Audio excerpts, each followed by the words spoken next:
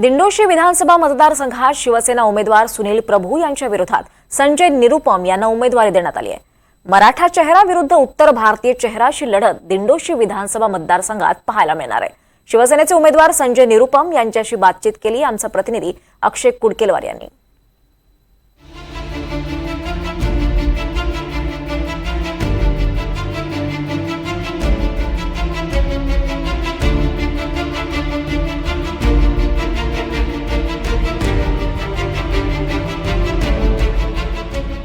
शिवसेनेचे दिंडोशी विधानसभा मतदारसंघाचे उमेदवार संजय निरुपम आपल्या सोबत आहेत। त्यांच्याशी आपण बातचीत करणार आहोत। संजयजी, आपण जर बघितलं तर विधानसभा निवडणुकीला तुम्ही पहिल्यांदाच सामोरं जातात। खरं तर तुम्ही केंद्राच्या निवडणुका लढल्या आहेत लोकसभेच्या, त्या अनुषंगाने आता विधानसभेच्या प्रचाराचा धडाका तुमचा सुरू आहे। काय फरक वाटतो दोन निवडणुकांमध्ये?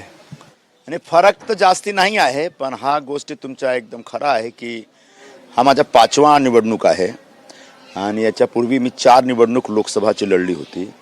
3दा मी पार्लमेंटमध्ये होतो आणि यावेळी आमचे जे मुख्य नेते आणि महाराष्ट्राचे लोकप्रिय मुख्यमंत्री आमचे लाडले नेते एकनाथराव शिंदे साहेबांचा असा आदेश आला की तुम्ही आता आमदारकीच्या निवडणुकी लढा आणि यासाठी मला त्याने सांगितलं की तुम्ही दिंडोशीमधून शिवसेना भाजप राष्ट्रवादी काँग्रेस आणि RPIचे महायुतीच्या उमेदवार म्हणून तुम्ही उभे राहा। या ठिकाणी तुमच्या विरोधात जे उमेदवार आहेत ते शिवसेना उद्धव बाळासाहेब ठाकरे पक्षाचे सुनील प्रभू 2 टर्म या ठिकाणावरून आमदार होते। तुम्ही परिसर फिरतायत, काय जाणवते 2 टर्म आमदारकीची आणि त्यांचं भवितव्य काय बघता? आता 10 वर्षापासून एक व्यक्ती आमदार आहे, पण त्यांच्या विभागात विकास म्हणजे शून्य आहे।